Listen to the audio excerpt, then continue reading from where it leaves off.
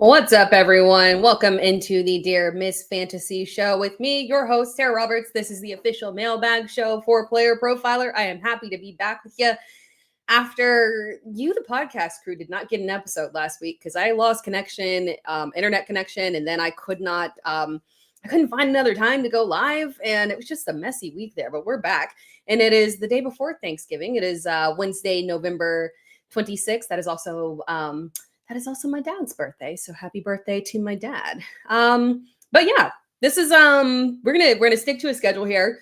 Gonna go about an hour. We've got obviously a ton to actually cover because we actually have games tomorrow, multiple games tomorrow, a full Thanksgiving slate. We're gonna be so full from football. Thanksgiving is always so generous to us. As always, go ahead and drop your questions in the chat. And of course, today we are going to be going over rankings here. And it's going to be a fun show. So as always, any questions that you got, start sits, anything, we'll go over rankings. And let's start off here. And I'm going to upload our rankings here. And we'll start off here at quarterback.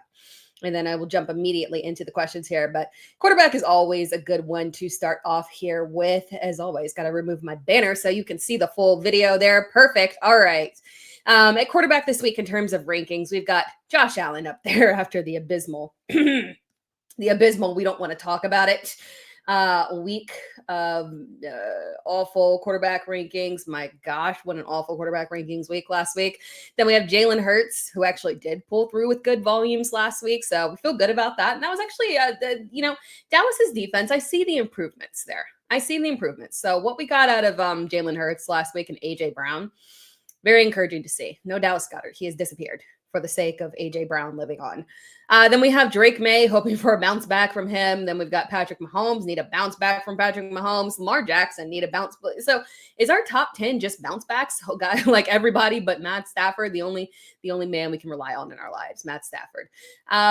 So yeah, we've got Lamar Jackson at number 5, Matt Stafford at 6, Joe Burrow at 7. Yeah, Joe Burrow right off the bat here in an interesting matchup. Obviously not a super easy matchup here. A little bit concerning there.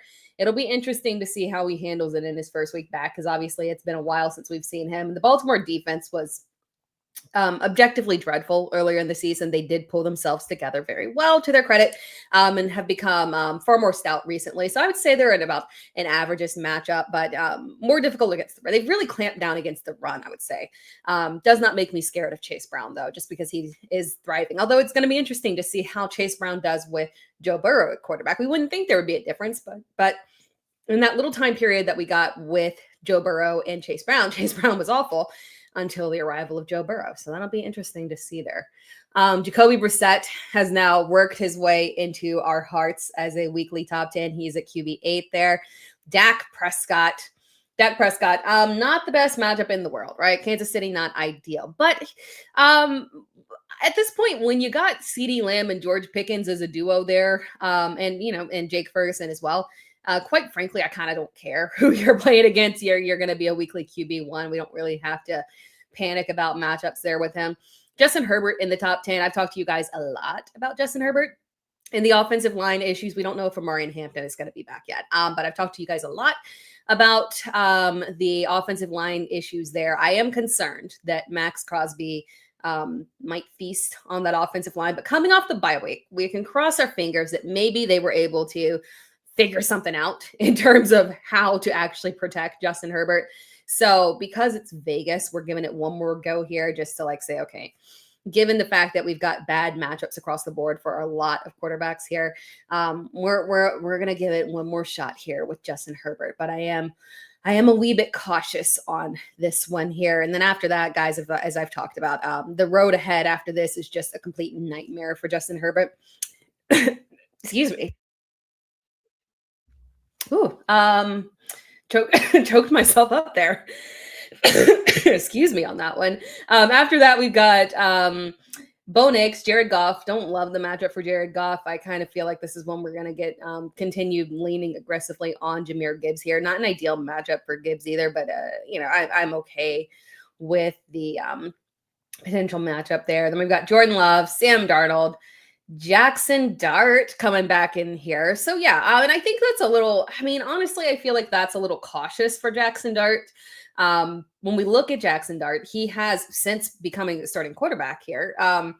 You know, he has consistently been, I mean, the lowest quarterback finish that he had was QB 16 against New Orleans way back in week 5. And we had 18 fantasy points. It was not a bad day whatsoever. Outside of that, he has been top 13. That 13 was against Philadelphia. He's had 3 top 5 finishes. So this honestly feels like it's really, really conservative here, especially because we've seen a lot of chinks in New England's defensive armor as of recent here. So honestly, this is a pretty conservative ranking. I have Jackson Dart on one of my dynasty teams, my dynasty team that I'm in love with. This is by the way, I'm going to not humble brag here for a second. I'm just going to pump myself up for being proud because it was an objectively awful startup draft several years ago. It's an IDP league. I did not know. I underestimated the importance of my IDP players there, and I drafted a lot of older defensive players. It did not work out, so I had to build this sucker back up from the ground. And second overall pick last year, like finished second to last. I should have been I thought I finished last. I thought I was getting the first overall pick. I planned for Genty. I don't know, it was something weird about the points, and I ended up with the second overall pick. Whatever. That's how bad I was, right? Trending for a first round bye here. Second seed right now. So I'm super pumped about that team. That is a super flex team, and I will be starting Jackson Dart with joy. I have Jackson Dart, Jordan Love, and Matt Stafford. Obviously a must start right now. And I'm willing to take the chance on Jackson Dart over Jordan Love, despite the fact that, the matchup in theory isn't good, but New England has been kind of generous here. And right off the bat, I do trust Jackson Dart. It'll be interesting. Obviously, he technically needs to clear concussion protocol. He has not cleared, but he is practicing in full. So, I mean, we're kind of at the point where we're like, the man is going to play, right? And I will dearly miss, just real quick here, I will dearly miss Jameis Winston because while I love Jackson Dart, he just does not give that level of upside for the wide receivers. And it also really hurts. He hurts the running backs. Just because we've seen this, great uptick in terms of, reliability from Tyrone Tracy Jr. But unfortunately, that's what I kind of expected to happen when we got Jameis Winston at quarterback. And I expect that volume that he's getting to go down when we get Jackson Dart because the man loves to run, right? So unfortunately, not the most ideal situation for the weapons. It's fantastic if you got Jackson Dart. We feel really good about streaming him. But for the weapons, it does downgrade them a little bit. But even regardless, Wan'Dale Robinson has been so solid. Double-digit targets is still well within his realm of capabilities there. So we still feel good about him. And Tracy is still, a low-end RB2 flex option. We'll look at running back rankings in a second, but I don't think he is in the top 24 as of right now there for me. But we'll check in a bit. Back to the quarterback rankings here. After that, we've got, let's see, Trevor Lawrence. We left off at 16 with Trevor Lawrence. Caleb Williams after that. I'm a little lower on Caleb Williams because I don't like the matchup here. Then we have Tyrod Taylor. I'm trusting again, rushing upside. Very solid, streaming option there. Brock Purdy running all the way back a little bit here after he was snapped back to reality, unfortunately, with a difficult defensive matchup here. And then after that, we have Daniel Jones, Bryce Young, Tyler Shuck, which is a good matchup. And then Kirk Cousins, and then Cam Ward pushing his way into the top 24. That's the first time we've seen him in the top 24 this year. Yay, Cam Ward. We are happy for you, buddy. All right, there. Let's jump to the comments here. Shout out to everyone in the chat. What's up, Flock Nation? What's up, Easy E? These were comments that came in before we went live. Easy E asking, what are your feelings on Joe Burrow or Stafford? I don't think Stafford will have to do much with his defense. Obviously, defense will obviously smash Carolina. Yeah, I'm a little low key scared for Bryce Young there.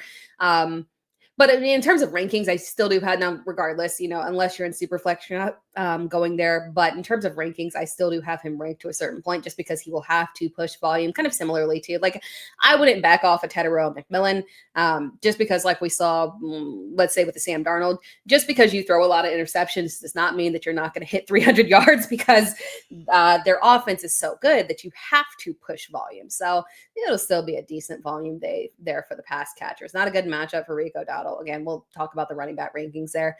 But I still lean towards Matt Stafford over Burrow slightly, purely because, so Carolina's secondary actually did look, they look super good, back to where we originally had them. And that had always been their strength, right? The run defense was always suspect. The secondary has been solid. They have so much talent in there, but a lot of that secondary that showed out in the last matchup against San Francisco got injured. So we'll have to see what the status is for several of those guys. But if those guys are out, then, obviously it's a lighted up situation. Could just lean aggressively on Kyron Williams, right? But I do think Matt Stafford will still get his just because he's Matt Stafford and he's still going to, you get into the red zone and he's looking for Devontae Adams. New love of his life there as at a wide receiver. So I'm still okay with Stafford over Burrow there. I'm still comfortable with Burrow in the top 10, but just because of Stafford's reliability there, I still lean towards him. Easy E, it is cold there in Indy. Hope it is that we are warm here. For Houston, for you, it would be considered warm here, but for Houston, we finally got a little bit of coldness here. It dipped down to 50 something last night, which was amazing. Amazing for my electricity bill to not have to be blasting the AC constantly. It's been like a heat wave in Houston, ridiculously. Like last week, it was in the 80s, high 80s all week long. So we finally got like a little bit of reprieve here. Walked out, it was like 65, amazing. So not cold, a happy finally Houston fall here from Amazon Pancakes. Happy Thanksgiving. So you have Hampton, Bucky, Henderson, and Rico. Yeah, I know that Hampton and Bucky may have limitations. Which three would you start? Thank you so much. I would lean toward, Hampton is the one that I'm leaning towards is not actually going to play because we've seen a lot of these guys being designated to come off IR and don't play initially there. It's sometimes taken a week for them to come back. And there's exceptions, right? Like Christian Watson was designated from IR, came back immediately, played over 50% of snaps. So he was a little limited, but decent little workload there. So it's possible that Hampton could. But at this point, you're probably looking at Bucky, Henderson, and Rico. If Hampton was cleared, I would play Hampton over Bucky just because the Bucks have been very, very clear about the fact that they have no problem putting limitations on Godwin and Bucky when they're with them being out for so long and them coming back here. And since we saw it with Chris Godwin, we do have to trust that they will stick to their word there on Bucky when he returns this week. So I think we'll get Bucky. I don't feel super comfortable with the workload. So he will definitely not be in my top 20. If I had to venture a guess here in terms of looking right now, we'll pull up the running back rankings in a little bit after we take a little commercial break. But if I had to, I actually, you know what? I already slotted him in there. I have him right now at RB 23. So right behind RJ Harvey, Kenneth Walker. And I have Kamani Vidal up there as well. Because again, I don't think that we're going to get Hampton. We'll see. Play Jaylen Warren over him. So yeah, that's kind of like you can make arguments. After that, I have Woody Marks ranked, DeAndre Swift, Tyron Tracy Jr., Kareem Hunt. Those are all guys who, with Woody Marks, the only reason that he falls further back there is that he is the lead back. He's getting the workload. Unfortunately, it's just not coming through. And we still don't have CJ Stroud apparently not exiting concussion protocol. I don't understand why, but yeah, very interesting there. We've got some super chats here. Let me see. I'm going to do the super. Oh, sorry. So yeah, you think you're going to be without Hampton on that one. Super chat there thank you so much for the super chat. 6'6" pace setter. Two wide receivers, Ladd, Olave, Michael Wilson, Waddle, Wandale, loaded position. Well, dang, yeah, you are loaded there. And then between Burrow and Brissett. Right now I have Burrow ranked higher it's the riskier play, right? Safer option is Brissett. So it just depends on your risk level there. I think that Burrow can get there. But I trust that he can get there. Yeah, I wish that we had T. Higgins in there just to really kind of pad it in terms of all the pass catchers being there. That's the only issue. But upside is still there, but if you're a little bit risk tolerant there, Jacoby Brissett is the safer option on that one. And then for your two wide receivers between Ladd, Olave, Michael Wilson, Waddle, Wandale, Olave for sure. I feel super good about Olave. This is actually honestly, I mean, so I just did a trade video. It's on my YouTube channel. If you guys want to check it out, Olave is one of the players that I have listed on a buy there. I love Chris Olave rest of season. He was hit with a little questionable tag here, but nothing big here. Says back limited Wednesday. That's not an issue. He should be perfectly fine there. Matchup against Miami should be very pass encouraging there. So Olave for sure on that one. And then the rest of this, unfortunately, is dependent on Marvin Harrison Jr. But I don't think you have. So between Waddle, Wandale, Ladd, you don't have to make any Thursday. I'm double checking, but you don't have to make any Thursday or Friday decisions. So you're good to wait. Okay, so that's good to go for you. You'll wait. And if we don't get Marvin Harrison Jr., he returned to practice. We still need to get confirmation. So he returned to practice, limited, obviously. We don't know if he'll actually be able to play this week. If he plays, then Michael Wilson would be out for the start in this grouping for me. If he's out, it's an easy Michael Wilson. It would be Olave and Michael Wilson, no question there. But if Marvin Harrison Jr. is in, then you're deciding between Ladd and Waddle. Ladd, I think, is the safer bet or actually, no, go with Waddle. Waddle in that matchup against New Orleans, I don't hate it there. So yeah, for you, Olave for sure. If Marvin Harrison Jr. is out, then you're going with Michael Wilson. And if Michael Wilson doesn't have the upside because Marvin Harrison Jr. is in there, you're going with Jalen Waddle on that one. Yeah. Love Wando Robinson, but upside will be a little bit limited. We don't see that super high ceiling, unfortunately, with Jackson Dart there. Now, another super chat here from One Brick Higher. Should I start Stafford or Josh Allen this week? I'm leaning towards Josh Allen on this one. Bounce back for Josh Allen. Very rarely do we get those 2 bad weeks in a row there from him. And last week was special. This week's matchup against Pittsburgh, very appealing in general. And again, this was like last week was such an anomaly, and it's excusable because it was against Houston. That is like, they're genuinely just such a juggernaut of a defense there. They're getting to the point where they are just like borderline, like right below the Rams in terms of just menace defenses that can really just turn you out, right? And obviously Cleveland, right? But Houston's defense is just ascending, and I give anyone a pass for performing poorly against them. But prior to that, Josh Allen has been so trustworthy in terms of his production there. So given the matchup against Pittsburgh, in general, they've been super pass friendly. So I do still lean towards Josh Allen on that one. Thank you for the super chat, by the way. And then from Evan, full PPR, Jawan or Gadsden. Pick one. And then, oh gosh, you're testing me on that one. I love them both this week, but I do have Gadsden higher. And then pick one between Gainwell, Judkins, Vidal, Benson, Hampton, obviously if he plays. And then defense would be Texans or Jags. And then quarterback, Purdy, T-Law, or Daniel Jones on that one. So quarterback is definitely going to be Daniel Jones on that one. Well, you know what?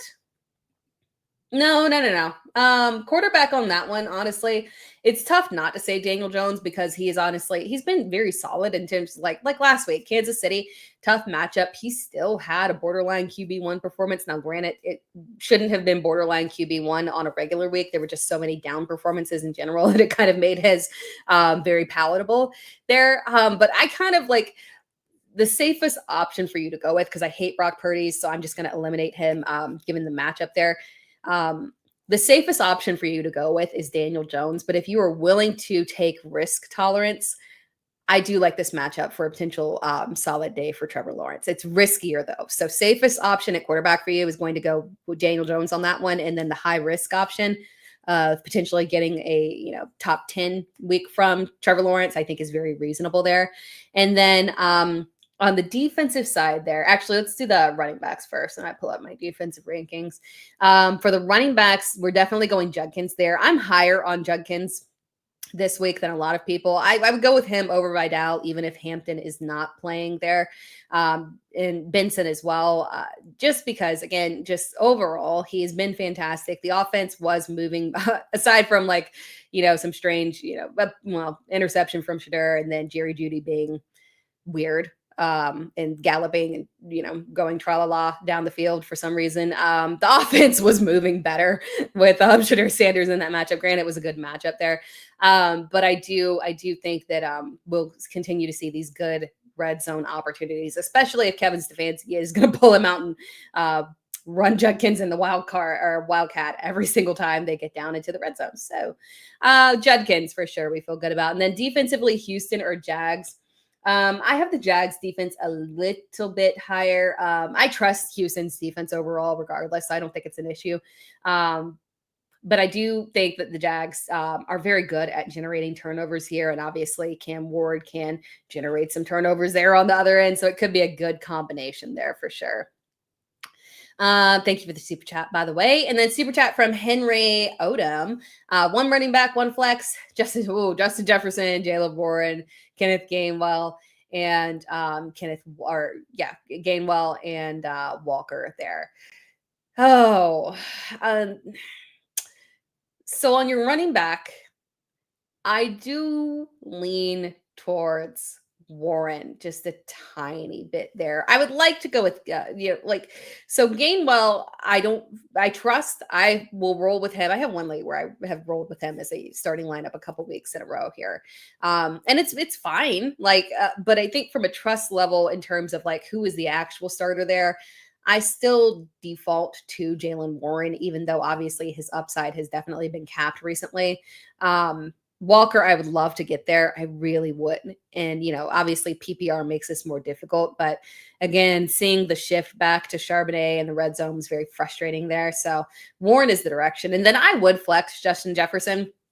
It'll be interesting to see what we get. Now, JJ McCarthy is not officially out yet. But I mean, if he is out with a concussion, it'll be interesting because when we get these backup quarterbacks, especially one that would be young, like Rosmer, it is not unusual to see them come in, backup quarterbacks in general, and just hyper target the wide receiver one. That's why last week I was okay with DK Metcalf. DK had been a no-go for several weeks there. But with Mason Rudolph coming in, it was you know what? This actually might be better for DK Metcalf because the problem is that he just wasn't getting a ton of volume there. And backup quarterbacks, naturally the first inclination is I'm just going to target my superstar wide receiver one. And that is exactly what happened. So I think it would be a minimum of a 10 target game for Justin Jefferson. And given that it's full PPR, I'm okay with starting him this week. Just because, again, it reads as a very hyper targeting situation, which makes me very nervous, unfortunately, for Jordan Addison. And then another super chat here from Ara Aji. Pick 3, Hendo, ETN, Warren, Harvey, Jennings, and then Jennings and Q-Day rest of season. Okay, so pick 3 between Hendo, ETN, Warren, and Harvey. I feel good about Henderson, despite the fact that obviously Ramondre coming back and getting those goal line touches was a bummer. Good thing is he was unsuccessful. So I feel like we can get a shift back. And I love this matchup. It's impossible to pass up this matchup against the Giants there. So we're starting Henderson for sure. And then ETN is ranked I'll pull up my running back rankings here in a second, but ETN is ranked one spot higher than Henderson. Just so solid, right? Everybody wants to have Bachel Tutin stealing the job. ETN is the RB1. He is the RB1, and he's been fantastic this season. So Hendo and ETN, very easy there. And then I still am going Harvey over Jaylen Warren there.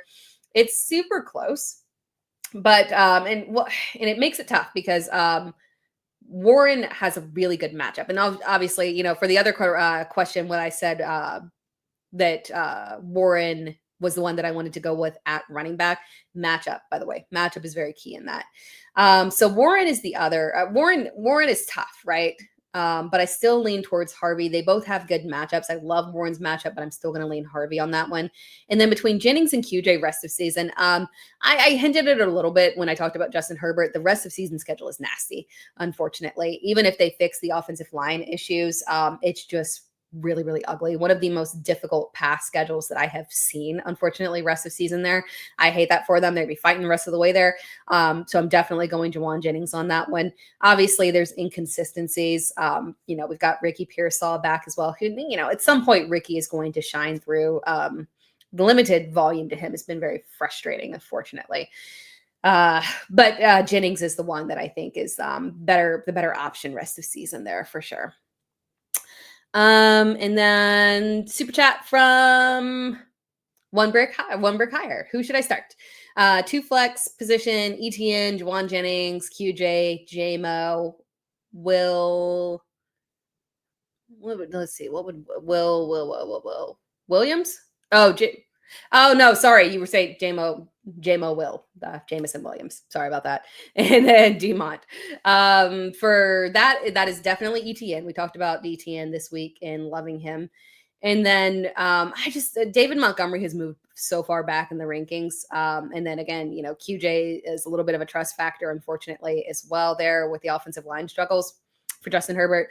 So it's between Juwan and JMO. I'm going with JMO again. I'm giving him a reprieve on last week's matchup. That was weird. I don't have any explanation for it. It defies logic. And again, we're going to be no Sam Laporta. Brock Wright, I know that's not even a major factor, but they're also down one more tight end as well. So hopefully we, get our little Jameson bounce back here. Super chat, thank you from Shorty. 2 stash questions. Ooh, 1 stash, Mechie, Bashal Tootin rest of season in PPR. And then what defense are we specifically looking at in the playoffs, Packers or Saints? Okay, so the stash here for Mechie versus Tootin is more about do you believe that you will need to start Mechie at any point? I think that Mechie is by far the better, like 9 times out of 10, like actually 10 out of 10. If you put them back to back against each other rest of season, I will always say Mechie. I do trust the production that he's having. I think that AD Mitchell has been, unfortunately, he's looked really bad, unfortunately. And I think he showcased exactly why Indianapolis was so willing to part ways with him, unfortunately, there. And I think he's the wide receiver 1. I like the connection that he's got with Tyrod and that they formed so quickly there. Obviously, 0 existing rapport. But Tyrod feels very comfortable leaning on him as his wide receiver 1 there. And he's been extremely reliable. Obviously, when you look at him and his capabilities, reliability was one of the big sticking and shining points about him out of college, right? Just, good hands, good route runner, just very solid all around good player, right? Not really a project, not a superstar, but just a very reliable wide receiver. So I'm not shocked at this. My preference is Mechie as a stash. If I will be in the position to need to start him at any point.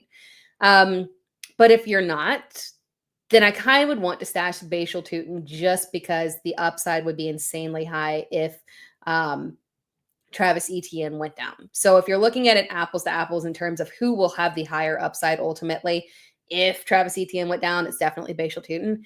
But who will have the more usability rest of season? Mechie, for sure. I think we might, over the next couple of weeks, get to a point where we're routinely, saying, hey, am I flexing John Mechie or am I flexing Wan'Dale Robinson? I think we'll get to that. And it's funny, I say Wan'Dale. I should say, I was thinking, well, you could say Jordan Addison. It's like, no, I think we'll get to the point where it's a clear Mechie over Addison, unfortunately, there. So rest of season, most usability is going to be Mechie there. And then defense there between the Packers and the Saints. So the Saints I mentioned when I talked about Chris Olave, have an insanely good rest of season schedule, right? When we're looking at their rest of season schedule during the playoffs, I mean, it's Carolina, the Jets, and Tennessee.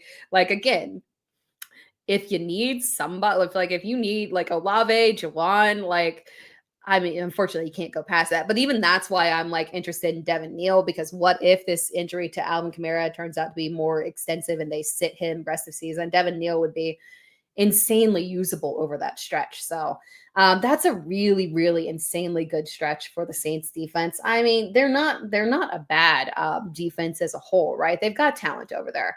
And then when you look at Green Bay's defense, unfortunately, bad rest of season schedule.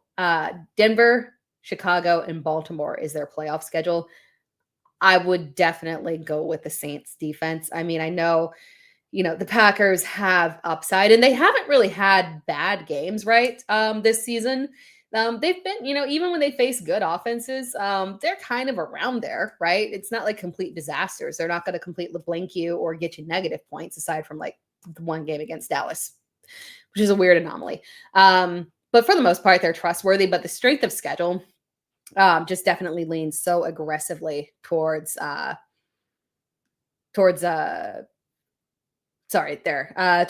Saints there for a second. Gotten lost in terms of what question I was looking at next. Next question, super chat from Evano, PPR, wide receiver 2, Yoshivas. Ooh, Yoshivas, Jaden Higgins, Mechie, or BTJ. Thanks. So for me to go, so you've got very usable options, right? And Yoshivas is solid. Probably going to get you around, 9 to 11 fantasy points there.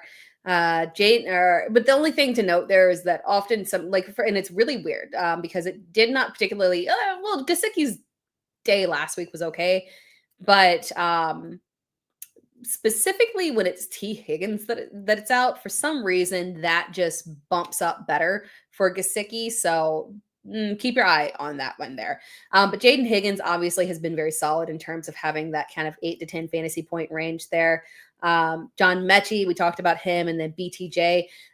They would have to tell me that BTJ is going to play a full snap count. There will be no limitations before I trust it. I'm not going to risk it at this point. It's the end of our fantasy season. We need reliability and guys that are on the field. I know the first 3 are going to be on the field there. So my instinct there is to go with Yoshivas, probably because the floor is just a little bit higher than Higgins, and reliability at this point, just from the known, a little bit better than Mechie there. So Yoshivas is the one that I would go with, unless they come out and say like 100%, we are good to go. We are A-okay. BTJ there will be no limitations. He's going to be 100% cool. Thank you so much for this super chat, Derek. Really appreciate that one. That was $9.99. That was nice. Thank you so much. What's up? T, getting ready for battle here. Flex Mooney, DK, Yoshivas. Would you drop Vidal to make room on your bench with Hampton coming back soon? If you're not going to start Vidal this week, then yes. But I get the feeling like if I were placing a bet, and this is just, again, it's Wednesday. For those who are listening on the podcast, all we know is that Hampton is coming back. We don't know realistically what the likelihood of him actually playing this week is, right? So from that perspective, and good thing is you don't have to, other than Yoshivas, you would have to make that decision right away. But I don't know if you're going to have the ability to flex Vidal or if he's in your RB2 spot or something, but because you're talking about dropping him. So if he's not one of your starting running backs, I would play Vidal over all of those, assuming we do not get Hampton back. And I would definitely wait and bypass Yoshivas for the potential of Vidal there, given the matchup. If Vidal is just not in play for you, it's definitely Mooney that I would go with. We are more than likely. I don't think Drake London. Does Drake London been officially ruled out? Because I think I already removed him from my rankings. Let me double check here. I don't see Drake London, so I think I already removed him, which means that he would have been ruled out. I can't remember. It's been a day, people. I had to, do a little more Thanksgiving shopping. My kids are obviously out of school, so they've been with me all day. And then I had video to put out, and it's been a day. So I believe that I removed Drake London from my rankings because he's not going to play. So with that said, yeah, Mooney is the direction that I would go. But again, if Vidal is in play for you, and I would keep him this week, I would play Vidal over Mooney for sure. And thank you so much for the super chat on that one. From Cordarius Kid, super chat. Super chats are flying through. Thank you guys so much.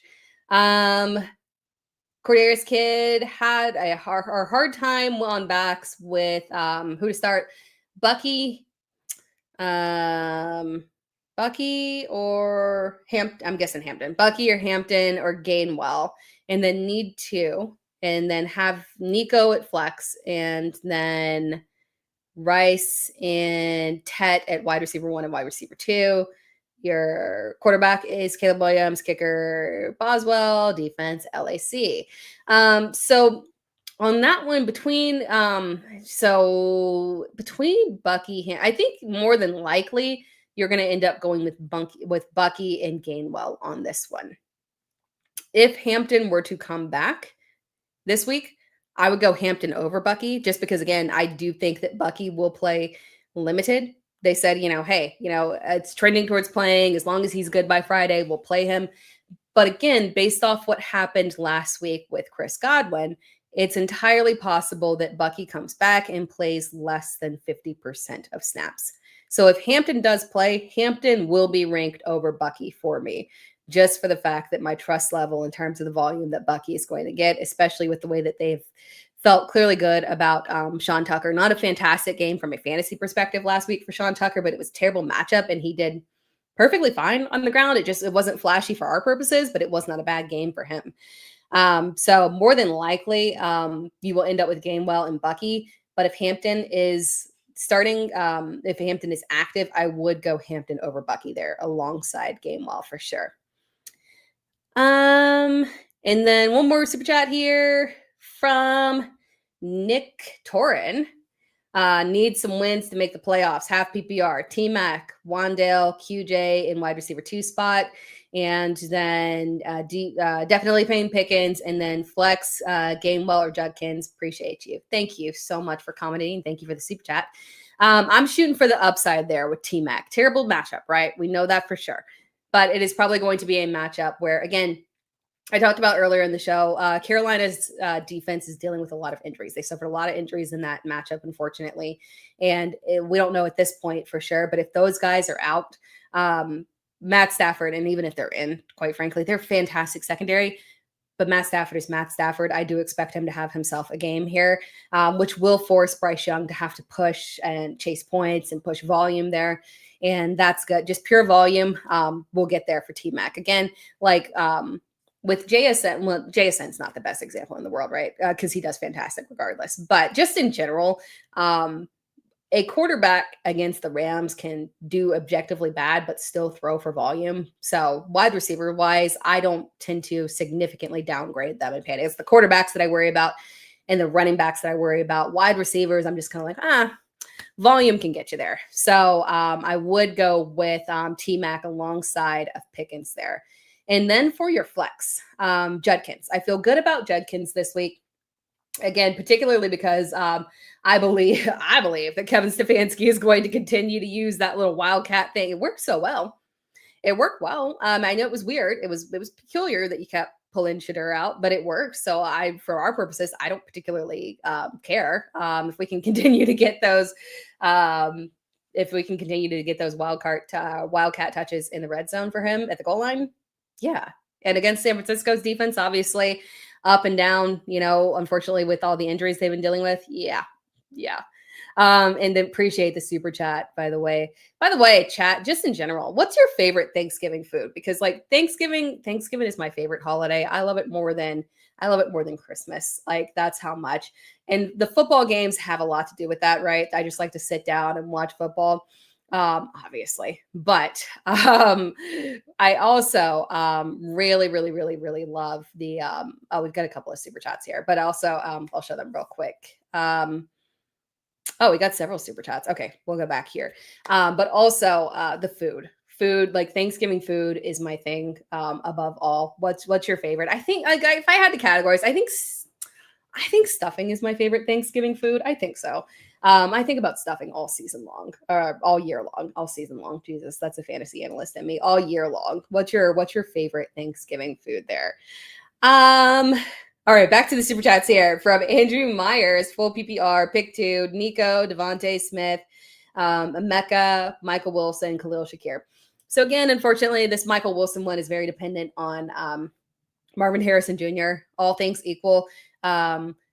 I would not sit Michael Wilson for anything in the world if Marvin Harrison Jr. is out there. So, let's say Marvin Harrison Jr. is out, you are going with Michael Wilson, and then I believe I have Nico as the next highest ranked. I will double check here, but yeah, Nico would be my next highest ranked there.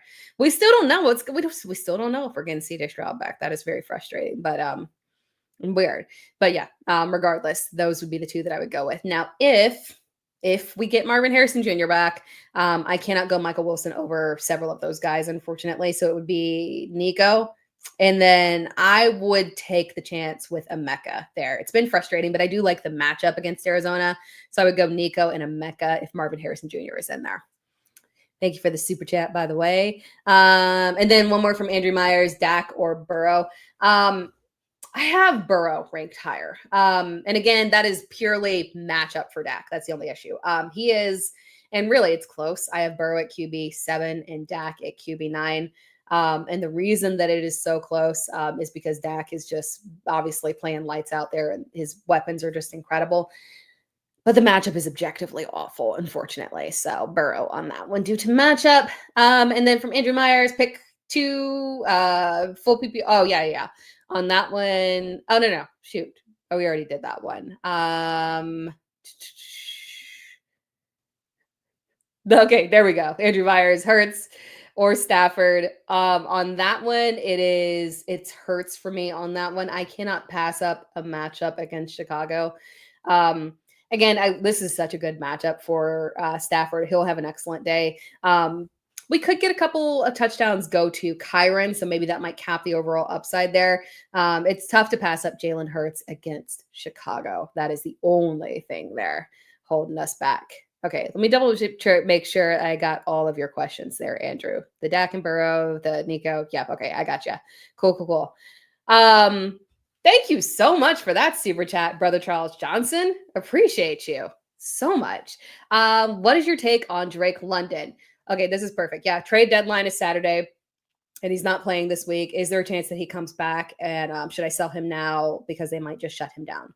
So I do a weekly recap show on Sunday night. Well, not every Sunday night. Like I'll be on there this Sunday. It's not every other. So it's a schedule and it flips between who does it.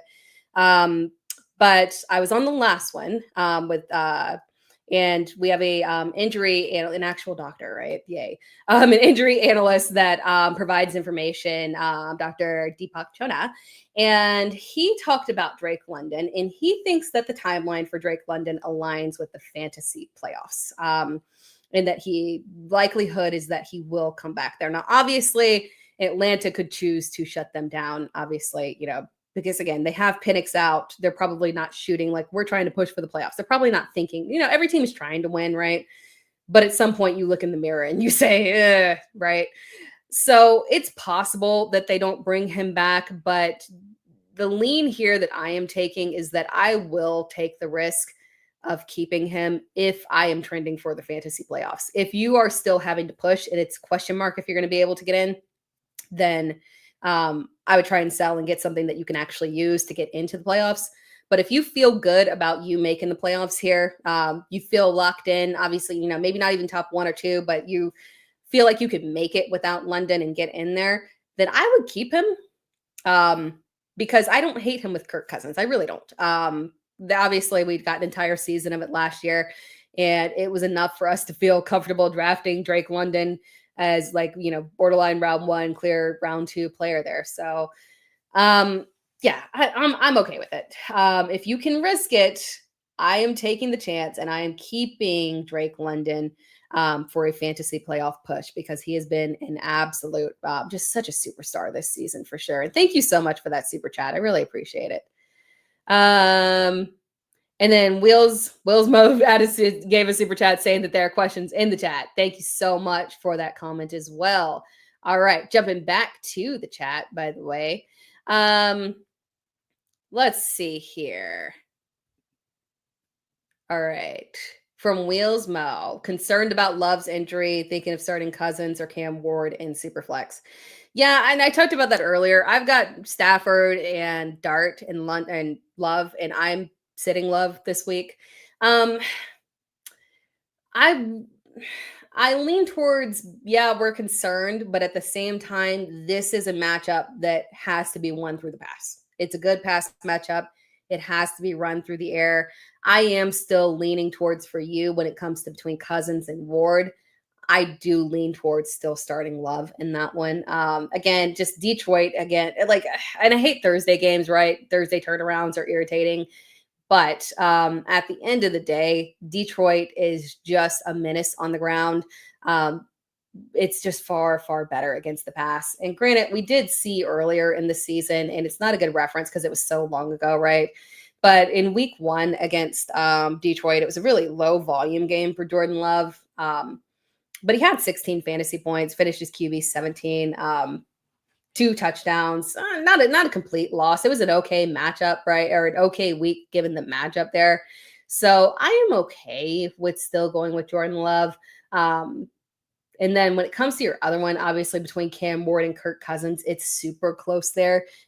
Safer option there is Kirk Cousins, but obviously Cam Ward has an excellent matchup there. I don't think that the Titans and Jags have played this season. I believe no, their next game is week 18. I hate that. I hate when I don't get a reference in divisional games here, unfortunately, this late in the season. But the safer option there on the second one is definitely Cousins. Higher upside, Cam Ward for sure. Yeah, I've gone back and forth on Cousins this week, to be honest, guys, just because the Jets have been a very positive matchup there. Let's see here. Oh, let's also show wide receiver rankings while we're answering some chats as well. So let's go because we talked about quarterback rankings.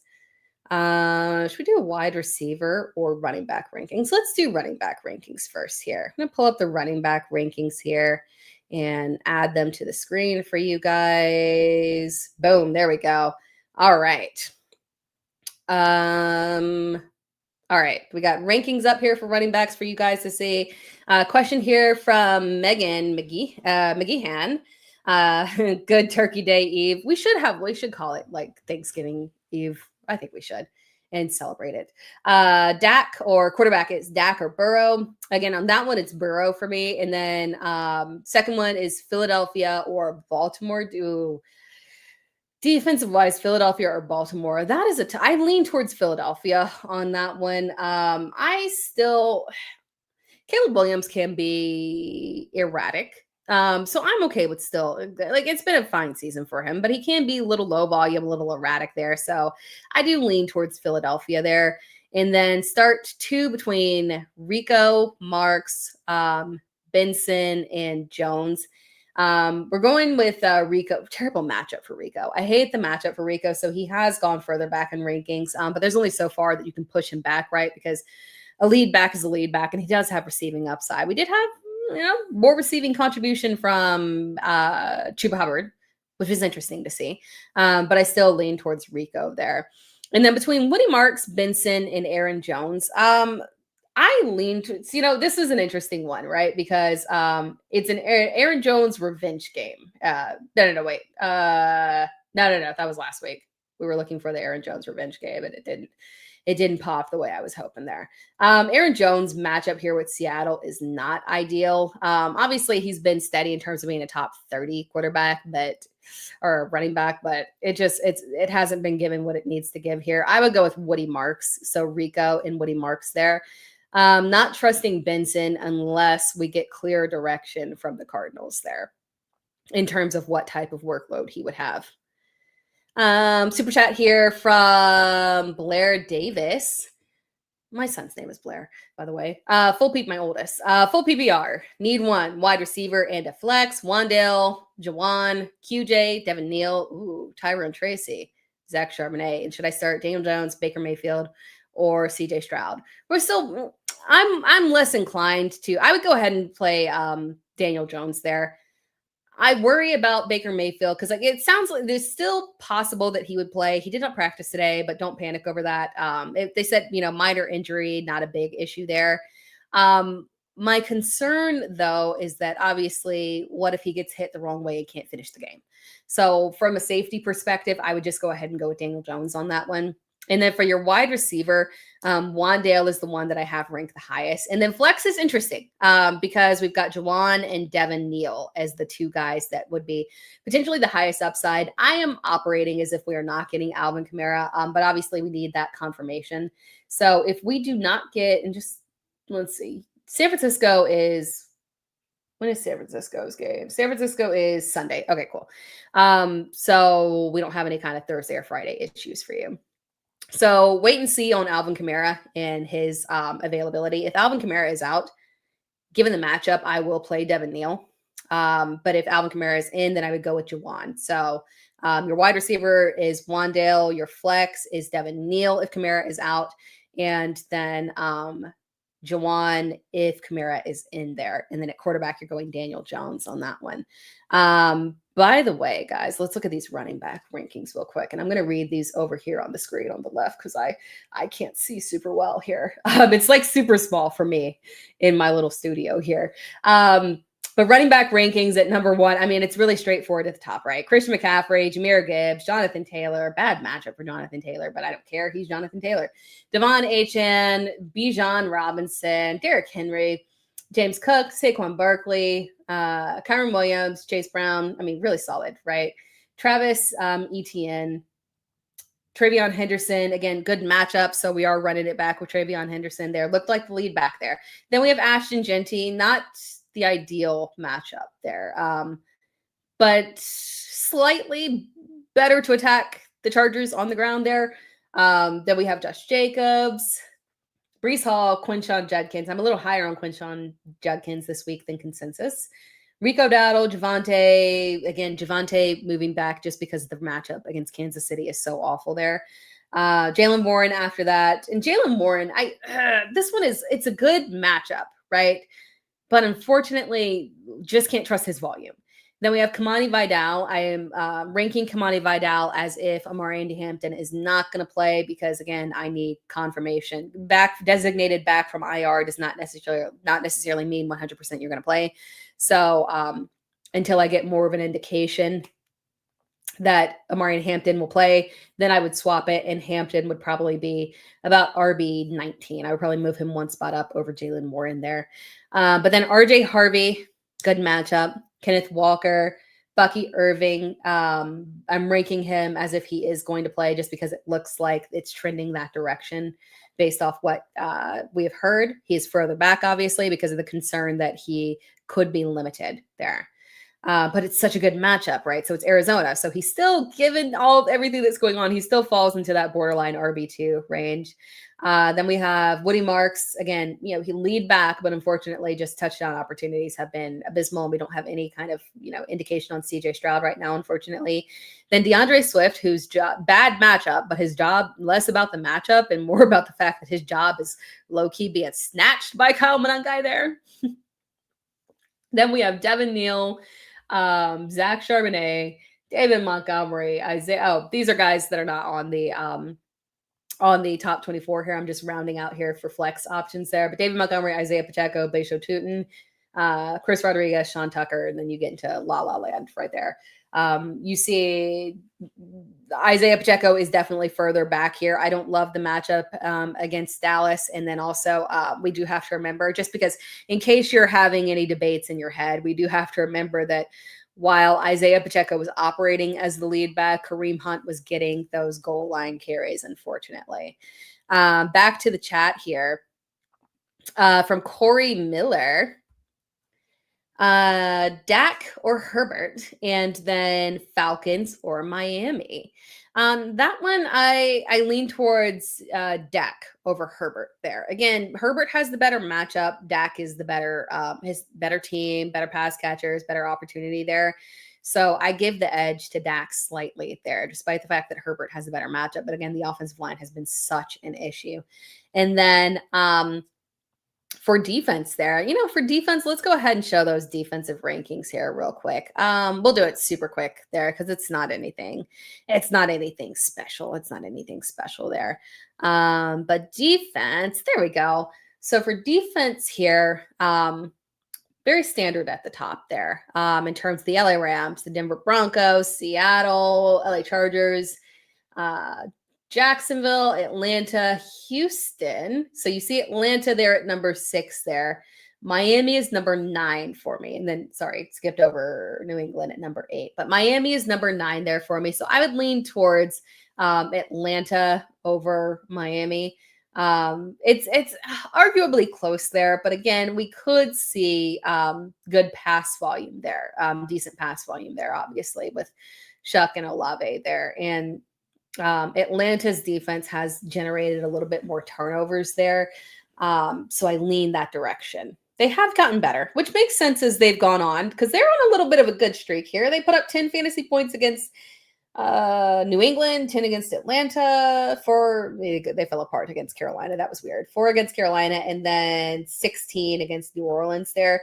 Atlanta's defense, we got to remember, it's entirely possible that they're pulling themselves together because they drafted multiple first-round rookies there, took a chance, like high-end talent, right? Like James Pierce, arguably, if there had not been all those like character concerns or whatever, had the talent in theory to go far higher. So quite frankly, I'm not shocked their defense is pulling it together because they drafted some real talent there. So yeah, that Falcons defense I think has some real potential there for sure. Moving back to the chat here real quick. And then I think I forgot to do our little commercial break. We'll do a commercial break and then I'll come back here. From Flock Nation, PPR, pick 2, Tet, Diggs, Marvin Harrison Jr., Wandale. Tet for sure. Again, we love the potential volume there in that matchup. Bryce Young, might be some struggles, might be an ugly game, probably going to be an ugly game, probably going to be multiple interceptions. If he's able to pull through on that one, more power to him. I don't think it's going to happen. But he should still provide plenty of volume playing catch up there for Tet. So we feel good about Tetero and McMillan. And then between Diggs, Marvin Harrison Jr., and Wandale, if Marvin Harrison Jr. plays, obviously Marvin Harrison Jr., we don't have to worry about any limitations because he's not coming back from an injury. He's coming back for a surgery. So if you can get on a field and get hit, you can get hit, right? We're going to ease you back in. So if he's out there, I'm playing him. If not, then we're looking at Diggs and Wandale. And you don't have to, good. Diggs and Wandale are Monday night games. So you don't have to worry about that. You will know for sure about Marvin Harrison Jr. very early there. So ideal situation, we're going Tetero and McMillan, Marvin Harrison Jr. No Marvin Harrison Jr., we're going Wandale over Diggs. I trust the floor there much better. I do think the receiving core for New England is going to bounce back. Last week's debacle from the receiving core and just Hunter Henry dominance was just the way that things tend to go against Cincinnati. They get beat up by tight ends. It is what it is. But I still am. So I'm not worried about the receiving core as a whole. My worry there is that when I was looking at the snap counts, Stephon Diggs' snap count came down, and I was like, wait, this game was kind of close. Why was that? Okay, that's interesting. So Kayshon Boutte came back to a super high snap count, 80%, I believe. And Mac Hollins was still over 80%. And Stephon Diggs was hovering around 50. So my brain started getting racked, and I'm like, oh my God, this is looking an awful lot like the early season. Red flags. If two wide receiver sets are not going to be, if the rotating is going to be less in favor of Stephon Diggs, that's a problem. I'm going to give it one more week because again, I want to see this in a matchup that is good for the wide receivers. So this is a good opportunity for us. It's a great matchup. Good God. Great matchup against the Giants. So we will get an authentic look at what this Patriots receiving core is going to look like. But I want to see it first. I want to see it. So I would just go with Wandale. Very safe. Obviously, again, Jackson Dart is trending back. We don't have the official Jackson Dart back, but it's trending that Jackson Dart is going to be back here. We've reached an hour, but that's okay. Yeah, Flock Nation says there are too many mouths to feed. There are. Because Matt Collins is an adequate receiver. Demario Douglas is barely on the field, and he also has some favoritism with Drake May there as well. So I mean. And then Kayshon Boutte obviously is just, was a red zone magnet for Drake May before the injury there. So unfortunately, it is what it is there. Mac Hollins just need, Jazz says, Is it Jazz or Jaws? I can't see, guys. I wear contacts. And when I get very tired, and I'm tired, I'm very tired. I need like a Thanksgiving break, but I'm not going to get a break tomorrow because I'm going to be cooking food. But I'm going to have to sleep well this weekend. Because I legitimately can't see that. My vision gets blurry whenever I get super sleepy. Jazz or Jaws says Mac Hollins just needs the league to make a rule change to be the best in the league. The no shoes rules. I like that. That's a good little reference there. Yeah, and then Paul Gregory says smart to develop the young receivers and rest Diggs for the playoffs. Yeah, and we got to remember, man.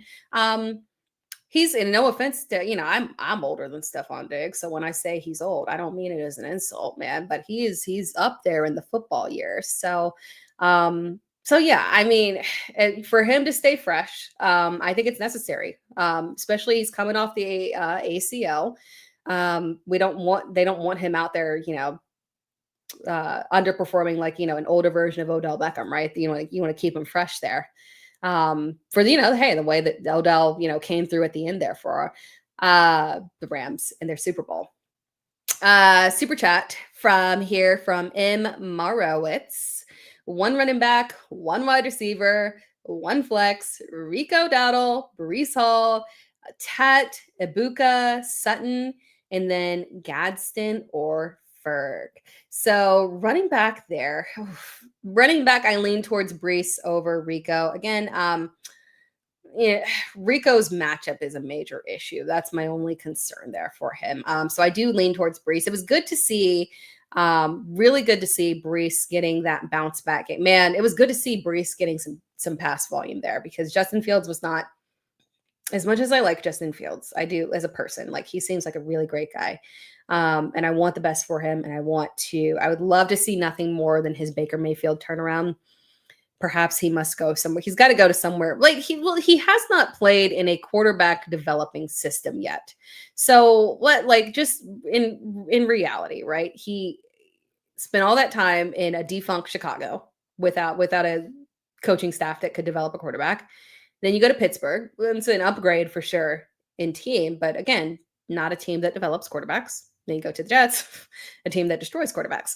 So arguably speaking, if he just went just go and do like a little stint with, as a backup with Kevin O'Connell, worked for Baker. Worked for Daniel Jones. Daniel Jones spent practice squad time in Minnesota with Kevin O'Connell, and apparently it did something. Just, you got to go, man. This offseason, they're going to cut you. You need to go somewhere and just be a backup, even a third string emergency quarterback somewhere with a competent coaching staff.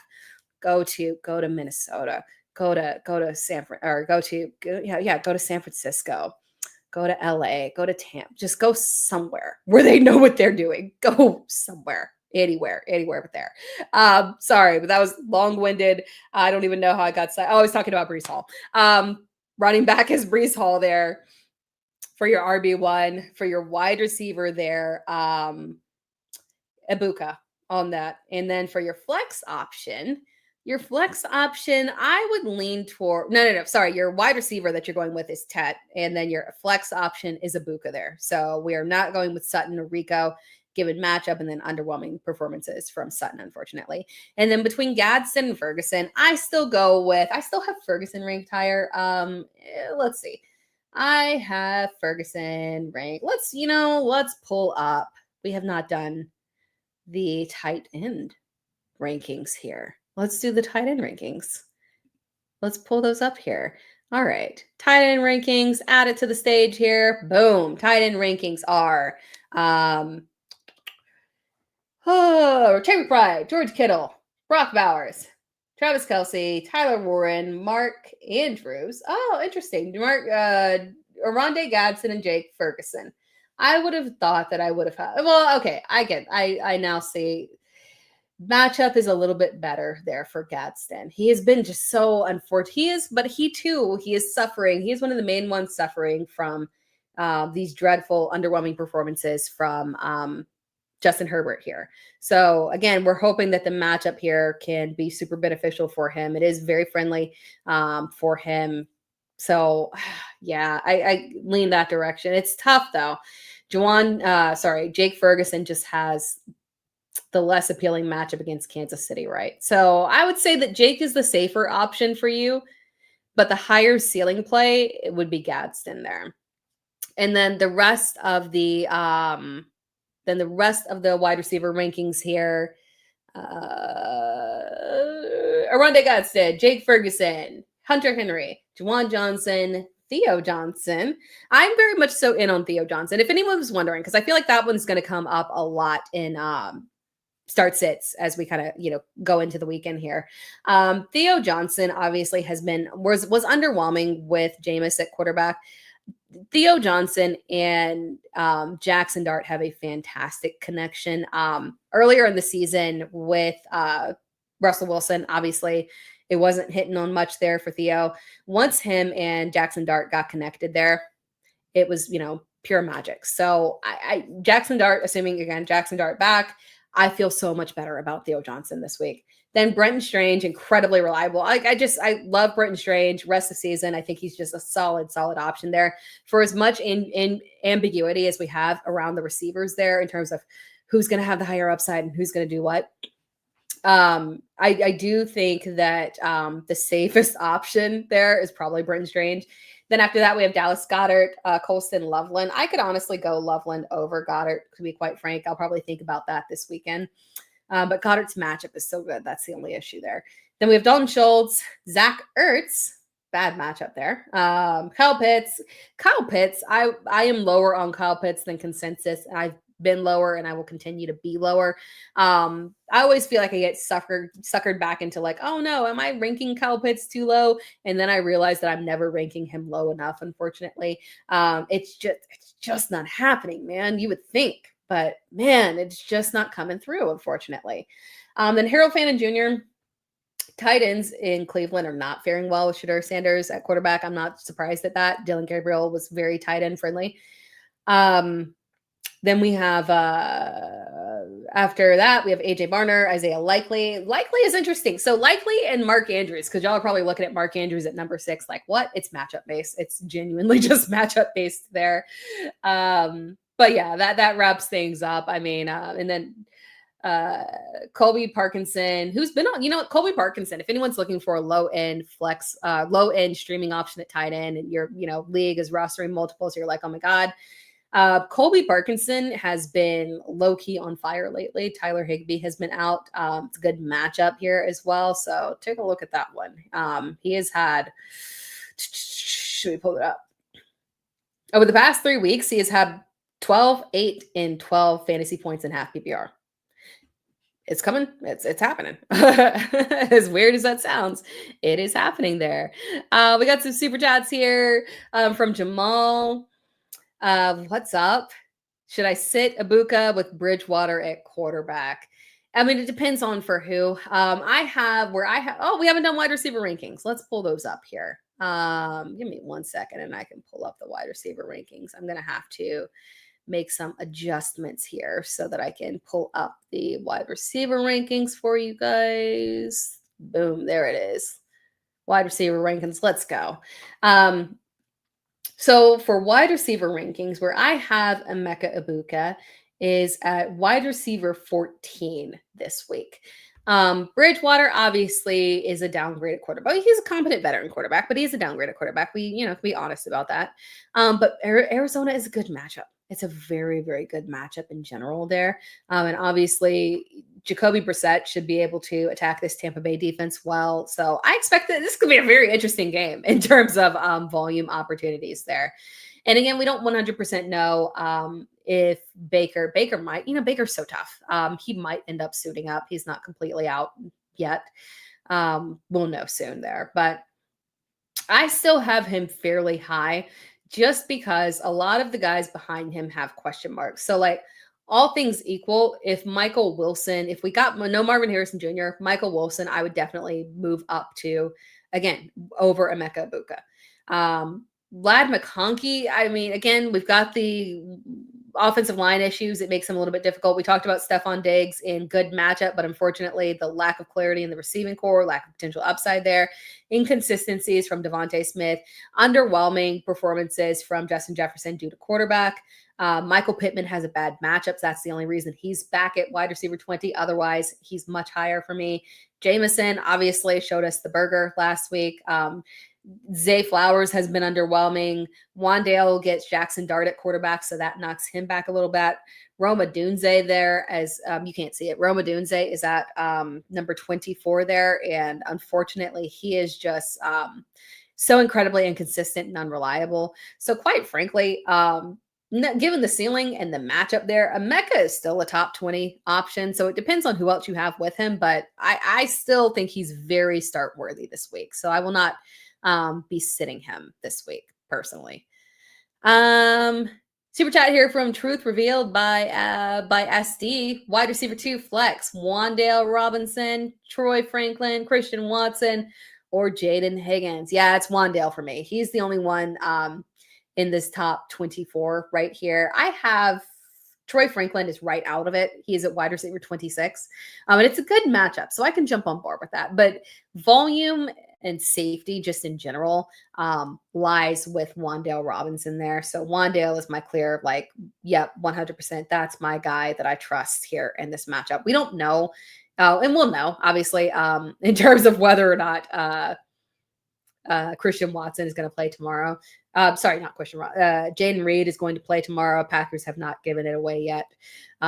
We'll see. But obviously, if he played, I would expect him to be a little bit limited, but his presence would affect Christian Watson there. So that's why he would be a little bit further back in the rankings. Christian Watson would get a boost if we get no Jaden Reed, just because this is a super pass-friendly matchup there. But still, Wandale is the best option to go with. Best and safest there. I do have kicker rankings. Yeah. Let's remove and nope. Kicker rankings. All right, hold on. I gotta remove stuff and then add it into into the studio here. Kicker rankings are boom. There we go. Kicker rankings. And I'll hide the comments so you can see the full kicker rankings there, guys. But kicker rankings, we have, let me make it big so I can actually see it. Okay, there we go. Whew. Brandon Aubrey, Jason Myers, Tyler Loop, Cam Little, Cameron Dicker, Fairbairn, Bates, Boswell, Borgeles, Chase McLaughlin. They're at number 10. Harrison Butker, Evan McPherson. That's one I've kind of gone back and forth on. Cairo Santos, Harrison Mevis, Lutz, Prater, McManus. Inconsistent, but does have upside. Will Reichard, Zane Gonzalez, Jake Elliott, Michael Badgley, Chad Ryland, Matt Gay, and Nick Folk there. So with Chase McLaughlin there, I wonder if, downgrading him versus the matchup being so good is really the direction that we want to go. And I'm looking at Fantasy Pros consensus, and he hasn't been downgraded too much. And he's been underwhelming for a while now compared to his early season success. But again, it feels like it's been kind of matchup based, right? They've played New England, Buffalo, and the Rams. Now we finally get this reprieve against Arizona.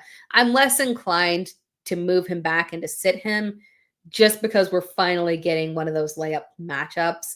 And especially because, like, rest of season schedule is New Orleans after Arizona, New Orleans, Atlanta, Carolina, Miami. It's tough to let him go on that one. So I do kind of lean that direction there.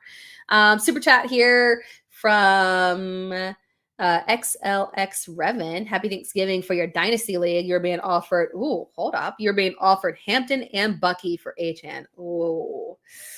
And your other running backs are Judkins, Walker, Pacheco, but you're out of the playoffs. Man. Hampton and Bucky is juicy. I'm torn on that because the thing with Bucky, Hampton I feel good about, right? Especially because of the upside that he did show once Najee Harris was, out of the picture there. We assume that moving into year 2, we would see more of a direct regular role there. I don't know if his upside can ultimately get to the same as Achane, but I would consider them fairly comparable there. My concern here with Bucky is that, again, he's been fantastic. But my only concern there again would be is how many times have we seen a day 2 running back, or even a day 3 running back, ascend, have a starting job, and then disappear. That's my only issue there. But I'm willing to risk it there. I think that's a lot. But your running backs are, and your running backs are Judkins, Walker, and Pacheco. And I would prepare to move on from Pacheco to the point where you will not be able to trust him as a starter. It's possible that we could have a bounce back here, but I'm concerned ultimately him as a workhorse in that offense. I don't know if we're going to make it back to that point with him. So that leaves you with Judkins and Walker as the future. Obviously, the Walker Charbonnet thing might exist here for a second. So yeah, I'm okay with that. Giving up Achane and getting Hampton and Bucky, I think that's a fine offer there. I think I would do it. From such a Virgo, Nix, Brissett, Jones. Oh, drop one, and then is BTJ droppable there? So between Nix, Brissett, and Jones, that's tough because consistently Brissett is the one that I'm going to have ranked the highest there. And Nix has been so inconsistent. I'm going to look to rest of season schedules here real quick just to because Nix is more of a matchup. Let's see here. After Washington, we've got Vegas. That's good. Green Bay, Jacksonville, good. KC, no good. And then Daniel Jones, rest of season. Daniel Jones, off the top of my head, that's a terrible rest of season schedule for Daniel Jones, if I remember correctly. No, wait. For upcoming. Okay. No, he's got Houston here. Then Jacksonville, Seattle, San Francisco, Jacksonville. Ooh. I kind of hesitate to let go of Daniel Jones. I think it might be Nix that you might have to drop there. On a week-to-week basis, it's going to be tough not to go with Jacoby Brissett, right? Just because of the level of upside and consistency he has shown at this point. I mean, the man has been a top 12 quarterback every week he started. And for his rest of season schedule, with the exception of Houston, that would be the only issue of where he won't throw for volume. He likely won't throw for volume against Houston. So in week 15, Daniel Jones is playing Seattle. That's pass friendly enough for me. That's not a major issue. I could go with Daniel Jones against Seattle. Yeah, and week 15 for Nix, since that's your only issue with Jacoby Brissett. Week 15 for Nix is Green Bay. Yeah, you know what? Of that grouping, I'm going to drop Nix. Jones has been more reliable, and Brissett, I will start him on a weekly basis there, as crazy as that sounds. And then I would hold on BTJ. It's possible that the time off allowed him to get his head right, because ultimately I feel like it's just a head issue. Like, he's in his head significantly there, and that's why he's underperforming at such the drop off from where he was last year to this year. That has to be studied, man. And it looks like a whole bunch of drops, mistakes, missteps here. It feels very mental there. So I lean towards keeping BTJ just in case and seeing what we get from him rest of season there. Let's see here. We're going to answer a few more questions, and then we'll close things out here. I believe I showed all of the rankings. I think we're good to go on that one. From Dennis, Flex, Judkins, Flowers, also have Hampton. Hate Flowers playing Thursday. Yeah, you got to go ahead and play Flowers on that one. Sorry. I don't feel super confident one way or the other with Hampton. In fact, I lean towards the not there, just based off how everyone else has been coming off IR and not, returning in the first week. So I think you do got to go ahead and go with Flowers. And I get the frustration because the production has been so mediocre. But yeah, I don't think you can risk it there. Let's see. From Flock Nation, aside from Dynasty, how do we feel about eliminated managers making trades with playoff teams? Yeah, that's a hard no for me. right? I mean, in Dynasty, it's obviously, fair game all the way up until whatever, right? But a hard no for me as well. There's a cutoff date, man. If you're not making the playoffs there and you're trying to make trades, that's like, because I've seen way too shady stuff in my time. And that's just one of those ones where just for like, if you're a commissioner, just, have a cutoff date there. Because things start to get very, very shaky there. So I agree with you on that one. From Jared, well, I'm going to lean in so I can read that. From Jerry Jones' face during Q Carteris? Okay. From Jerry Jones' face. Time between, God. Oh, I see the screenshot now. Or I see your profile picture. That's hilarious. Time between starting between Carter's. Got it. Time between starting the longer deck time between starting the longer deck in Stafford for Jacoby. You mean just which one in general would you prefer to start this way? It's tough, I know, because sometimes a matchup can be too good. I still lean towards Stafford, but again, it's super close. I mean, Stafford is my QB6, Jacoby is my QB8. If you have concerns, like I get it. I get it turning to Jacoby, but Stafford is still the one that I have ranked the highest there. From Always, we'll take a few more questions here, and then I got to close things out. Let's see if I can do rapid fire-ish here. Always be great, Vidal Senior. Happy Thanksgiving. Dart or Burrow? On that one, Dart. Also, Adunze, Neal, Aaron Jones, Kenneth Walker, Pierce, DK. Need wide receiver 2, RB2, 2 flex. Need a high ceiling going against Gibbs and McBride. Oh, no. Oh, you do still have oh man. That's rough because again, that's such a bad matchup for Odunze there. But higher ceiling, the only one of that grouping that has a existing legitimate super high ceiling is Odunze. So you do have to go with Odunze, unfortunately. I know it's like you don't want to trust him for sure, but the odds of, I mean, you could maybe take a chance and say, hey, I'm going to play a Devin Neal if Alvin Kamara is out. Maybe it's a massive workload from a PPR perspective, especially given the matchup there. But I would still lean towards Odunze, as awful as it sounds. For your RB2, though, again, if you're looking for upside, it's tough to find the upside with Kenneth Walker, unfortunately, there. Especially matchup against Minnesota is good. It seems like he's still dealing with that same injury that he had. What was it, a calf injury or something like that? The split backfield really ultimately limits your upside there. Aaron Jones hasn't had a ceiling game in a while there. So if you really need to go with the highest ceiling play, you might have to go with a pure volume play on Devin Neal there. And also Aaron Jones' matchup is bad there. So yeah, if Alvin Kamara is out, your highest ceiling there might be RB2 with Devin Neal.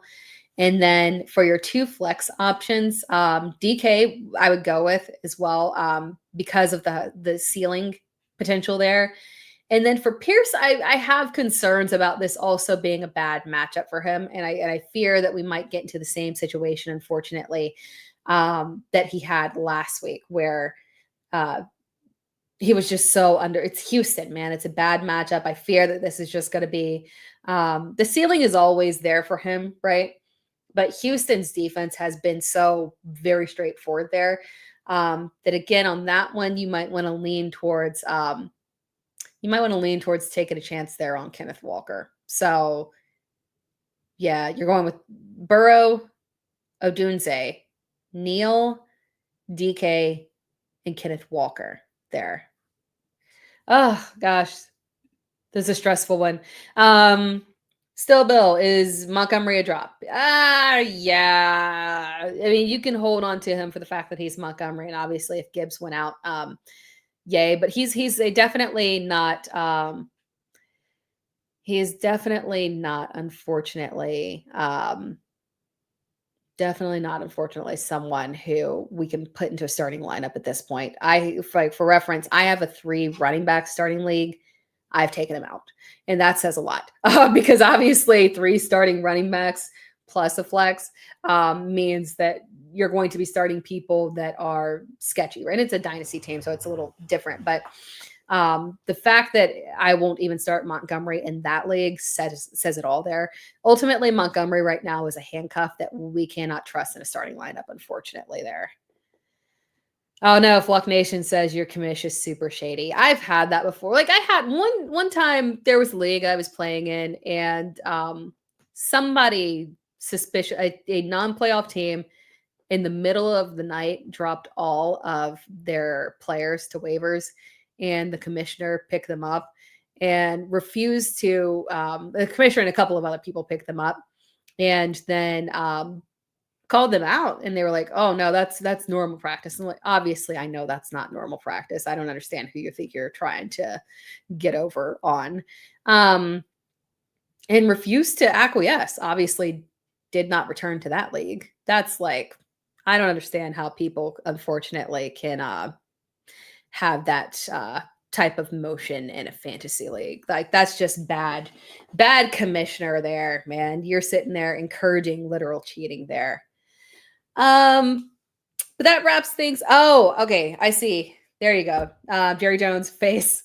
You meant to say Dak, Jacoby, or Stafford. Yeah, Stafford on that one. Between the two, again, is the higher ceiling guy. And then Dak, I would not play just because of the matchup being an issue for him. And then Jacoby is like the more of the safer play. So highest ceiling play is there with Stafford, right? Just because, again, he's been so fantastic. Dak, we're definitely not playing of that grouping because of the bad matchup. And then the safe option there for you is Jacoby. So between Jacoby and Stafford still on that one, with the safer option being Jacoby, but the higher upside lean there, like a smidge towards Stafford for sure. And then one last question here. How do we feel about Sutton this week? Not super good.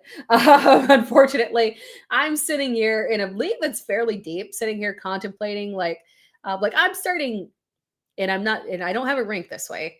But in a league, I am more inclined to start Chimray DK over Cortland Sutton this week because of the lack of upside that he has shown, unfortunately. Sutton has moved back outside of my top 24. He was suspiciously missing from the rankings, unfortunately, there. I mean, like, I would play Khalil Shakir over him. I mean, I would take a chance on, I would play Zay Flowers, Wando Rob. Like, it's just, Cortland Sutton has been so incredibly underwhelming there, unfortunately. But that wraps things up, guys. I appreciate you all tuning in. I gotta go. I have work to finish because I won't have time to finish it tomorrow because I'm cooking some Thanksgiving meals tomorrow and then watching some football and then trying to like get a little bit of work done. My work might be a little late. I think usually I do the high risk start sit video. I think I'm going to have to, that one is not coming out tomorrow. It physically can't just because there's no way to get it out before the games start. Maybe Friday, probably. We'll see. But for sure, the next video at the very least will be the waiver wire stash video on Saturday. That will absolutely be there because, of course. But appreciate you all joining in. Thank you so much. As always, chat was fantastic. Love you guys so much for being here with me every single week. Appreciate the lovely community that we have here and the active chat and all the conversations and stuff. So again, thank you so much. You guys are awesome. And again, this is and I've not had my banner on the entire time here, unfortunately. This is a podcast. I took away my banner at some point and it never came back, unfortunately. This is the Dear Miss Fantasy podcast. You can find it on all podcast platforms available. So if you want to check that out and subscribe, that would be awesome. And then also, be sure to like the video. So I never ask for the likes of videos. My gosh, I never ask. Hey, like the video and subscribe to the channel. And of course, this podcast and this show in particular is through Player Profiler. So make sure that you check them out as well, and all of the awesome creators over there. But other than that, I appreciate you all joining in. Enjoy Thanksgiving, enjoy the holiday, enjoy the food, enjoy the football, eat lots of food, be very happy and full, and don't fall asleep too early because we got 3 games. I like the 8:00 game is a tough one. It's always a tough one, right? After all of the turkey and everything. But again, I will talk to you guys all next week. Again, if you are new to the stream, I am live every single Wednesday at 8 p.m. EST, taking your questions live. Other than that, I will talk to you guys all next week. And if you have any other questions, of course, drop them in any of my videos and I'll get back to you. Peace out. Enjoy Thanksgiving. From the Podfather to you, I deeply appreciate you tuning in. And many ask, what can I do? What can I do to help support the hosts, the research they do, the production costs? Go to playerprofiler.com, Dynasty Deluxe, World Famous Draft Kit, Rankings, DFS Dominator, and of course, data analysis. Subscribe to any one of those and you support all of us and take Player Profiler to the moon.